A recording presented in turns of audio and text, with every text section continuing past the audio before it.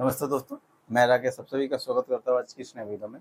दोस्तों आज हम यूपीएससी सीसेट का जो एग्जाम हुआ था उसमें मैथ का क्वेश्चन 2026 का जो एग्जाम हुआ था उसमें मैथ का क्वेश्चन पूछा गया है, ठीक है। और जितने भी मैथ्स का क्वेश्चन पूछा गया सारे क्वेश्चन को हम प्रैक्टिस करवाएंगे, ठीक है।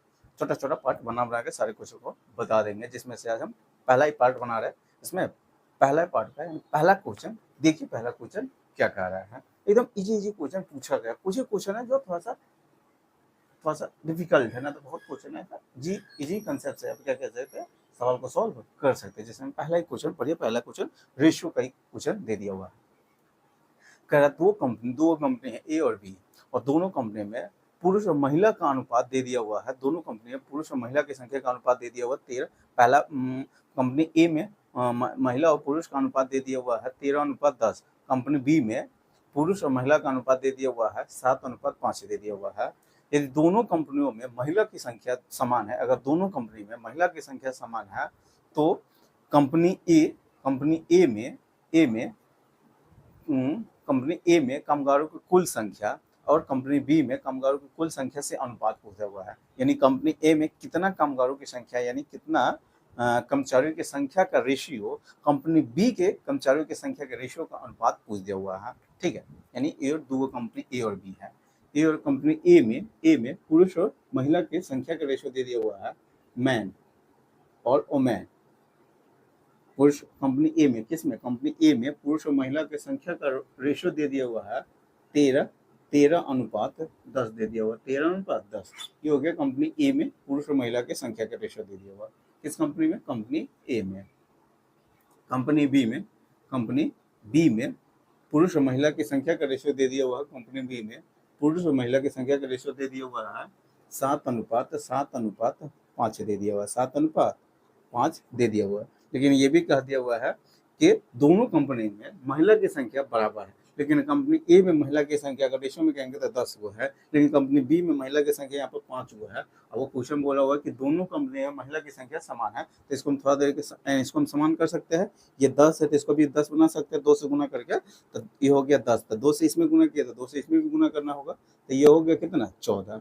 अब देखिए दोनों कंपनी ए और कंपनी बी में महिला की संख्या क्या हो गया, बराबर हो गया, महिला की संख्या बराबर हो गया। तो आप बोल दिया होगा कि दोनों कंपनी यानी कंपनी ए में कुल टोटल कर्मचारियों की संख्या का रेशियो, यानी टोटल कर्मचारियों की संख्या, और कंपनी बी में टोटल कर्मचारियों की संख्या का रेशियो पूछ दिया हुआ है। कंपनी ए में टोटल कर्मचारियों की संख्या का कितना हो गया, 13 और 10 23 हो गया, 23।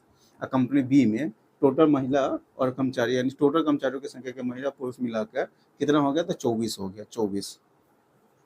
यही होगा कंपनी ए में और बी में टोटल कर्मचारियों की संख्या का रेशियो हो गया कंपनी ए में, और कंपनी बी में टोटल कर्मचारियों की संख्या का रेशियो कितना हो, 23:24। यही आपका क्या हो जाएगा, आंसर हो जाएगा। यही आपका क्या हो जाएगा, आंसर हो जाएगा। यानी एकदम इजी कंसेप्ट, यानी इजी क्वेश्चन पूछ दिया हुआ था, ठीक। अगला क्वेश्चन पढ़िए, अगला क्वेश्चन क्या कह रहा है, देखिए अगला सवाल पढ़िए। अगला सवाल क्या कह रहा है, किसी रेलगाड़ी टी की चाल 100 किलोमीटर प्रति घंटा है और एक व्यक्ति पी की चाल 4 किलोमीटर प्रति घंटा है। यदि पी यानी वो व्यक्ति ट्रेन टी की गति की दिशा में चलता है, यानी व्यक्ति पी ट्रेन टी की गति की दिशा में चलता है, तो टी को 15 सेकेंड में पार कर जाती है। यानी ट्रेन टी व्यक्ति पी को 15 सेकेंड में क्या पार कर जाती है। यदि व्यक्ति पी ट्रेन टी की विपरीत दिशा में चलता है, यदि व्यक्ति पी ट्रेन टी की विपरीत दिशा में चलता है यानी अपोजिट डायरेक्शन में चलता है, तो ट्रेन टी व्यक्ति पी को लगभग कितने सेकंड में पार कर जाएगी। यानी ट्रेन टी व्यक्ति पी को लगभग कितने सेकंड में पार कर जाएगी। यानी सेम डायरेक्शन में जा रहा है ट्रेन पी, यानी दोनों सेम ही डायरेक्शन में जा रहा है। व्यक्ति भी यानी जिधर ट्रेन जा रही है उधर व्यक्ति भी जा रही है, तो उस समय ट्रेन पी को कितना सेकंड में पार कर जाती है, तो 15 सेकंड में। अगर अपोजिट डायरेक्शन में आ रही है, इधर से व्यक्ति आ रहा है, इधर से ट्रेन जा रही है, अगर अपोजिट डायरेक्शन में जा रही है तो ट्रेन पी को कितना सेकंड में पार कर जाएगी, ये क्वेश्चन आपसे पूछा हुआ है। तो यहाँ पर गौर से करिए, यहाँ पर गौर से देखिए कि यहाँ पर जो कभी भी ट्रेन किसी व्यक्ति को पार करे, किसी पॉइंट को पार करता है, तो सिर्फ वो अपने लंबाई को ही पार करता है। यहाँ पर बोल देगा कि ट्रेन टी व्यक्ति पी को 15 सेकंड में पार कर रहे हैं, इसका मतलब होता है कि ट्रेन पी अपनी लंबाई को ट्रेन टी अपनी लंबाई को क्या कर रहा है, 15 सेकंड में पार कर जाती है। ठीक है, यानी किसी पॉइंट व्यक्ति हम ले लेते हैं तो उस समय क्या हो जाता है, उस समय व्यक्ति की लंबाई हम शून्य मान के चलते हैं। ठीक है, यहाँ पर दे दिया अगर सेम डायरेक्शन में जा रहा है, अगर सेम डायरेक्शन में हम जानते हैं अगर सेम, यहाँ पर डिस्टेंस क्या है, बराबर है, क्योंकि सिर्फ ट्रेन की लंबाई को तय करना है, यानी यहाँ पर लंबाई लेंथ क्या है, बराबर है। जब डिस्टेंस सेम होता है डिस्टेंस अगर सेम होता है तो हम जानते हैं स्पीड स्पीड ट्रेन के यानी स्पीड टाइम के इन्वर्सली प्रोपोर्शनल होता है। स्पीड ट्रेन के इन्वर्सली प्रोपोर्शनल होता है, क्योंकि हम डिस्टेंस बराबर यानी डी बराबर हम जानते हैं एस इंटू टी होता है, एस इंटू टी। अगर डिस्टेंस ही सेम हो रहा है, डिस्टेंस सेम हो गया तो टाइम और स्पीड एक दूसरे क्या होता है, इन्वर्सली प्रोपोर्शनल होता है, यानी टाइम और स्पीड एक दूसरे का इन्वर्सली प्रोपोर्शनल होता है, यानी जो टाइम का रेशियो होता है उसका इन्वर्स रेशियो करते हैं तो स्पीड का रेशियो निकल जाएगा। अगर यानी जो स्पीड का रेशियो होगा उसका इन्वर्स रेशियो करते हैं तो टाइम का रेशियो निकल के आ जाता है, कोई दिक्कत नहीं है। तो यहाँ पर भी यहाँ पर समय दे दिया हुआ है, समय तो बाद में यहाँ पर स्पीड दे दिया हुआ है। स्पीड ट्रेन का स्पीड है, ट्रेन का स्पीड कितना है, ट्रेन का स्पीड 100 किलोमीटर प्रति घंटा है, जबकि वो ट्रेन व्यक्ति का स्पीड कितना है, व्यक्ति का ट्रेन का स्पीड हो गया, व्यक्ति का स्पीड कितना है, तो वो 4 किलोमीटर प्रति घंटा, उसका चाल कितना 4 किलोमीटर प्रति घंटा है, यही है। अगर सेम डायरेक्शन में जा रहा है, सेम डायरेक्शन में, तो इस समय रिलेटिव स्पीड क्या है, यहाँ पर स्पीड का रेशियो निकालने जा रहा है, स्पीड का रेशियो निकालने जा रहा है। अगर सेम डायरेक्शन में जा रहा है, कितना सेम डायरेक्शन में जा रहा है ट्रेन, यानी सेम डायरेक्शन में, यानी जिधर ट्रेन जा रही है यानी जिधर व्यक्ति जा रहे हैं उधर ट्रेन भी जा रही है, तो उस समय रिलेटिव स्पीड क्या हो जाएगा, रिलेटिव स्पीड घट जाता है, यानी कितना हो जाएगा 96 हो जाता है, 96 रिलेटिव स्पीड का रेशियो निकालने जा रहे हैं, 96 हो जाएगा। अगर अपोजिट डायरेक्शन में जा रहा है, यानी इधर व्यक्ति जा रहा है और इधर ट्रेन आ रहा है, तो यानी अपोजिट डायरेक्शन में जा रहा है, तो उस समय चाल क्या हो जाता है, स्पीड जुड़ जाता है, उस समय स्पीड क्या हो जाता है, जुड़ जाता है, तो 104 हो जाएगा, 104 हो जाएगा, कोई दिक्कत नहीं। यहाँ पर फिलहाल में 4 से कट जाएगा, 4 दूना 8, 4 दूना 8, 4 चौका 16, 4 से ये कटेगा, 4 दूना 8 बचेगा 2, 4 8, 4 दूना 8 बचेगा 2, 24, 4 छक 24, 2 से कटेगा फिर 12 और 13, 12 और 13, कोई दिक्कत नहीं, डायरेक्ट 8 से हम काट सकते थे, 8 से ये हो गया 12 और 13 हो गया, यानी ये हो गया स्पीड का रेशियो। हम जानते हैं टाइम का रेशियो क्या हो जाएगा, टाइम का रेशियो क्या हो जाएगा, इसको उल्टा देते हैं तो 13 रेशियो कितना 12 हो गया, ये क्या हो गया स्पीड का रेशियो हो जाता है, क्योंकि जब डिस्टेंस बराबर होता है, डिस्टेंस अगर बराबर होता है तो उस समय जो स्पीड का रेशियो होगा उसका उल्टा देते हैं तो वो किसका इन्वर्स रेशियो कर देते हैं तो किसका टाइम का रेशियो आ जाएगा। और जब पहले कितना समय लगता था, जब सेम डायरेक्शन में यानी अपोजिट सेम डायरेक्शन में जा रही है, जिधर व्यक्ति जा रहा है उधर ट्रेन जा रहे हैं, तो उस समय उसको यानी व्यक्ति को पार करने में ट्रेन को कितना समय लग जाता है, तो 15 सेकंड लगता है, कितना सेकंड 15 सेकंड, यानी 13 का मान ही दे दिया था 15 सेकंड, तो एक का मान कितना हो जाएगा, एक यूनिट 13 यूनिट का मान 15 सेकंड है, इस सेकंड है 15 सेकंड है, यानी 13 का मान दे दिया हुआ था, जब अपोजिट सेम डायरेक्शन में जा रहा था तो उस समय कितना समय लग रहा था, तो यूनिट में कहेंगे, ये रेशियो में कहेंगे 13, लेकिन रियल में लग रहा था 15 सेकंड, यानी 13 का मान ही 15 है, तो 12 का मान आपको पता करना है, तो एक का मान कितना हो जाएगा, एक का मान कितना हो जाएगा 15/13, तो 12 का मान कितना हो गया, 12 से गुना करेंगे तो ये हो गया 180/13 सेकेंड, 180/13 सेकेंड, भाग लगाइएगा तो 13 कम 13 बचेगा 5, 13 39 बचेगा 11, 110 हो गया, पॉइंट लग जाएगा, 13 छक यानी 13 8 152, 13 8 104 बचेगा 6, 60 13 बचे, 13 चौका 52, 13 चौका 52 बचेगा, 13 चौका 52 8, 13 छक 78, यानी लगभग अप्रोक्स में कहेंगे तो कितना हो जाएगा, अप्रोक्स में कहेंगे तो ये यानी 13.85 सेकेंड, यही आपके क्या हो जाएगा, आंसर हो जाएगा, यही आपका आंसर हो जाएगा। बस यहाँ पर कंसेप्ट आपको पता होना चाहिए, ये वाला कंसेप्ट कि जब सेम यानी यहाँ पर जब व्यक्ति को पार करता है, कभी भी ट्रेन अगर व्यक्ति को पार कर रहा है तो उस समय समझ जाइएगा ट्रेन अपनी लंबाई को पार कर रहा है। तो वहाँ पर डिस्टेंस दोनों कंडीशन में, दो कंडीशन यहाँ पर लगा, एक बार ट्रेन यानी व्यक्ति के यानी दोनों एक ही दिशा में जा रहा है, एक बार दोनों अपोजिट दिशा में जा रहा है, तो उस समय डिस्टेंस तक वहाँ पर कॉन्स्टेंट ही हो रहा है। ट्रेन अपनी लंबाई को, दोनों केस में ट्रेन अपना लंबाई को क्या कर रहा है, पार कर रहा है। दोनों केस में ट्रेन अपनी लंबाई को ही पार करती है। इसी कारण जब भी ऐसा क्वेश्चन आएगा तो इसी कंसेप्ट में ऐसा कहेगा जाए, सवाल को सॉल्व करिएगा। अगला क्वेश्चन पढ़िए, अगला क्वेश्चन क्या कर रहा है, देखिए अगला क्वेश्चन पढ़िएगा।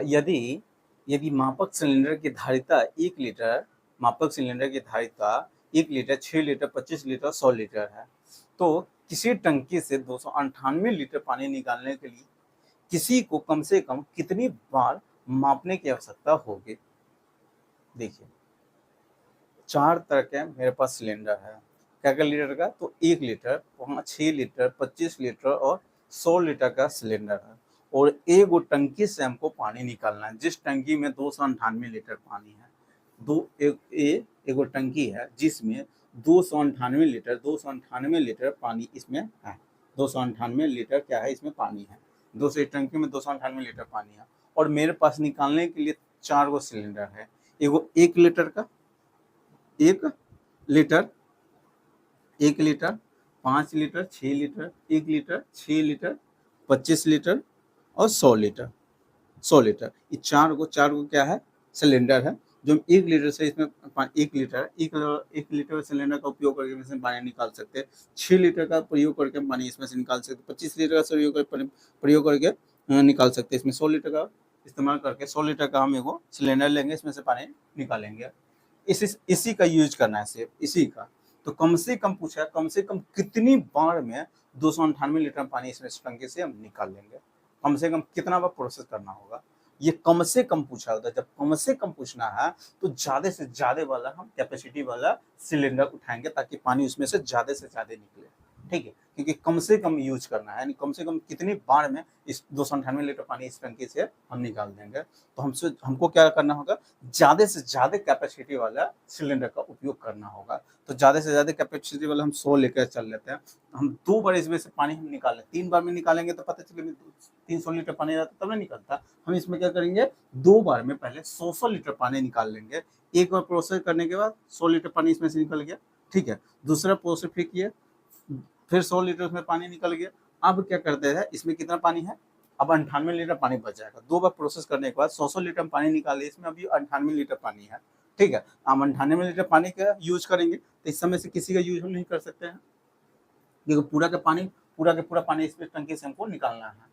कम से कम प्रयोग करके, कम से कम कितना स्टेप में इसमें से हम 298 लीटर पानी निकाल लेंगे। तो क्या करेंगे, अब हम जो इस 100 लीटर पानी हम निकाल के रखे हुए हैं उसमें से फिर 2 लीटर पानी क्या करेंगे, इसमें डालेंगे। तो वो भी 2 लीटर का प्रयोग करके 2 लीटर का यहाँ पर तो कोई सिलेंडर नहीं है, ठीक है। हम क्या करें, 1-1 लीटर है इसमें से जो हम निकाले हुए थे उसमें से फिर क्या कर लेते हैं, 1-1 लीटर इसमें पानी हम डाल देंगे। 1-1 लीटर पानी डाल देंगे तो इसमें से 1 लीटर पानी निकलते, एक बार और प्रोसेस किए, 1 लीटर फिर पानी हम निकाले हुए था, फिर 1 लीटर हम डाले, इसमें फिर 100 लीटर पानी पूरा रहे, ताकि फिर तीसरा बार फिर 100 लीटर पानी इसमें से हम निकाल लेंगे। तो 1 लीटर पानी क्या किया, फिर इसमें डाल दिया, तो एक बार प्रोसेस फिर हो गया। फिर 1 लीटर पानी और इसमें हम डाल दिए, 1 लीटर पानी और डाल दिए, तो अब जो 98 लीटर, अब कितना लीटर का हो गया, फिर उसमें कितना लीटर पानी अब फिर आ गया, तो 100 लीटर पानी आ गया। फिर क्या करते हैं, उसमें से 100 लीटर पानी हम निकाल लेते हैं, तो पूरा प्रोसेस हो गया। नहीं, 298 लीटर पानी उसमें से क्या हो गया, निकल गया। तो क्या कितना बार प्रोसेस करना पड़ेगा, कम से कम कितना बार हम यूज किए हैं वो सिलेंडर का, सब कोई में किसी सिलेंडर का हम यूज कर सकते थे, ठीक है। यानी कम से कम को यानी कम से कम यूज करना था। तो हम कितना प्रोसेस किए, तो 5 प्रोसेस किए हैं। 5 बार में 298 लीटर पानी इसमें से हम क्या करेंगे, निकाल देंगे। तो कितना प्रोसेस हुआ था, कम से कम कितनी बार में मापने की आवश्यकता होगी, तो 5 बार हम इसमें मापे हुए हैं। पहले 100 लीटर का पानी निकाले, दूसरी बार में भी 100 लीटर का पानी निकाला, तीसरा बार 1-1 लीटर हम डाले हुए थे, तीसरा बार में 1 लीटर डाले, चौथा बार में 1 लीटर डाले, क्योंकि फिर 98 100 लीटर पुराना था, फिर 100 लीटर फिर हम इसमें से निकाल लिए। तो 5 बार प्रोसेस करना पड़ा, 5 बार प्रोसेस। आपका आंसर कितना होगा, 5 बार।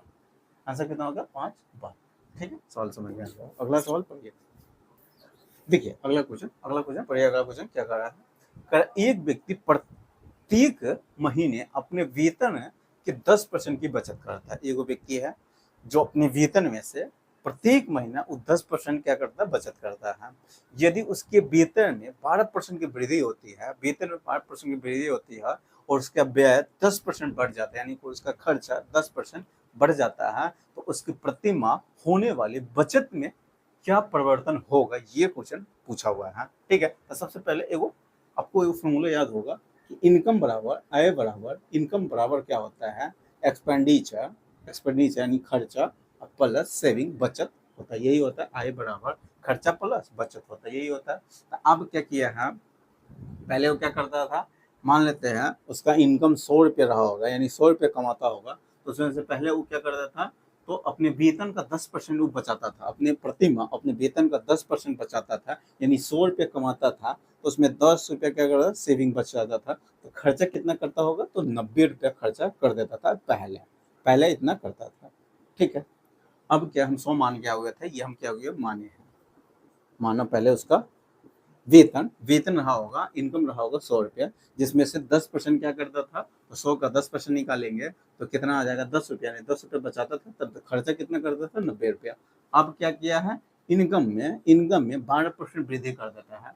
अब आगे कह रहा है यदि उसके वेतन में 12% की वृद्धि होती है, यानी पहले 100 रुपया कमाता था, अब 100 का 12% निकालेंगे तो कितना, 12 रुपया, यानी 12 रुपये बढ़ जाएगा तो कितना होगा, अब 112 रुपया, यानी वेतन कितना बढ़ रहा है, वेतन कितना बढ़ रहा है, तो 12 रुपया बढ़ रहा है।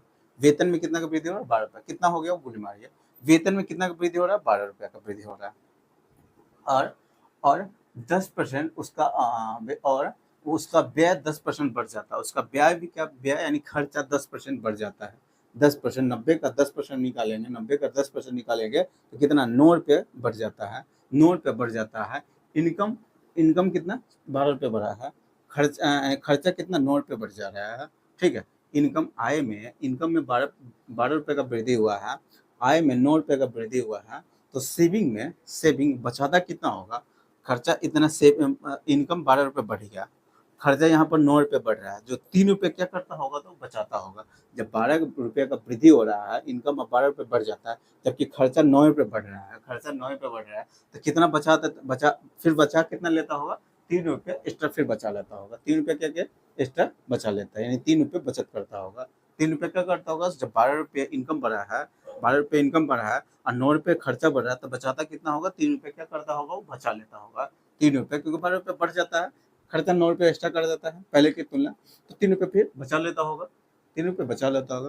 तो पहले उसका बचत अब बढ़ कितना गया है, यहाँ पर कितना का वृद्धि, परसेंटेज में कितना का पूछा, कितना का वृद्धि हो रहा है, तो पहले सेविंग में पूछा हुआ, सेविंग में यानी उसका सेविंग बचत कितना परसेंट बढ़ जाता है, बचत कितना का, तो कितना परसेंट बढ़ जाता है, यानी पहले 10 रुपये बचाता था, अब 3 बढ़ जाएगा तो 13 रुपये हो जाएगा, तो कितना अब एक्स्ट्रा बढ़ जाता है, 3, सेविंग कितना परसेंट बढ़ जाता है, यही पूछा हुआ, 3 रुपये बढ़ रहा है, कितना पर, तो 10 पर, परसेंटेज में निकालना है तो 100 से गुना करेंगे, यानी 30% उसका सेविंग ठीक, सेविंग यानी 30% उसका सेविंग क्या हो जाएगा, बढ़ जाएगा, यानी उसका बचत 30% बढ़ जाएगा, बचत क्या हो जाएगा, 30% बच जाएगा, यानी बढ़ जाएगा। तो ये पूछा हुआ था, तो उसकी प्रति माह होने वाले बचत में क्या परिवर्तन होगा, ये क्वेश्चन पूछा हुआ था। यहाँ इसका बचत कितना परसेंट बढ़ जाएगा, तो 30% बढ़ जाएगा, यही आपका क्या हो जाएगा, आंसर हो जाएगा। सवाल समझ में आ गया होगा। अगला क्वेश्चन पढ़िए, अगला क्वेश्चन क्या कह रहा है।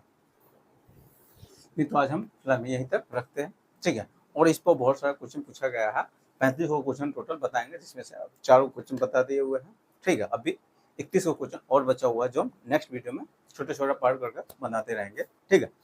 और तो आज हम यहीं तक रखते हैं। अगर वीडियो अच्छा लगा होगा तो वीडियो को लाइक कर दीजिएगा, अपने चैनल को सब्सक्राइब नहीं किया हो तो चैनल को सब्सक्राइब कर लीजिएगा, साथ में बेल आइकन प्रेस कर दीजिएगा। इससे क्या हो, मैं जितने वीडियो अपलोड करूँगा सारे वीडियो नोटिफिकेशन आपको मिलता रहेगा, ठीक है।